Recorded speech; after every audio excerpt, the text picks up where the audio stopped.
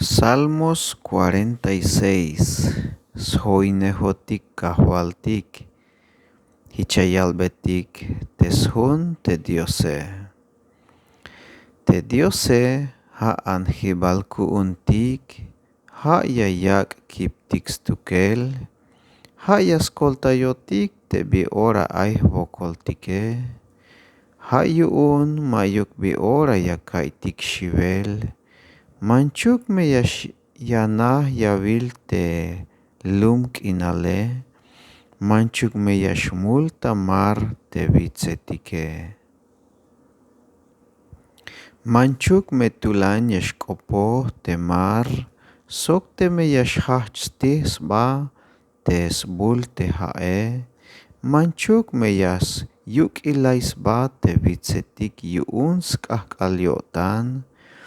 Temuk ha yayak bei yutzilal te chulum yuun Dios. Tas venta te skab te hae. Ha nash mero chulum stukel yuun te macha mero toyole. Te Diose aita yolil te lum yuune yak tas venta inel.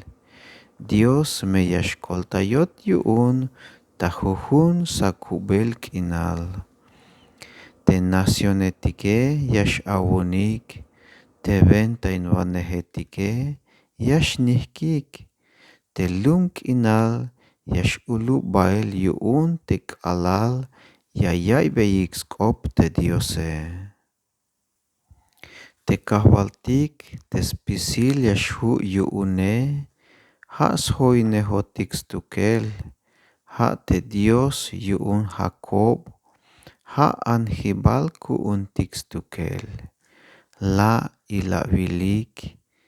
La ila avilik te bitik chahp nash yutzil te spasojishta kinal te kahwaltike. Kashel las lajin beiskoplal te guerra. Kalal tas lajibal balumilal. Las kasish te timal te etike. Las wuyish te lanza etike. Las chikish te carreta etik yuun guerra. Lama name a baik na aikme te hoon Dioson. Lama name a baik na aikme te hoon Dioson. Hoon me toyolon yuun spisil nacionetik. Hoon me toyolon yuun tas pamal te balumilale. Shi te Diose. Te kahwaltik te spisil yashu yuune. Ha sjoinejotik stukel. Ha anjibalku untik stukel. Te Dios yuun Jacobe. Dios yayak bet bendición yuun teschul kope.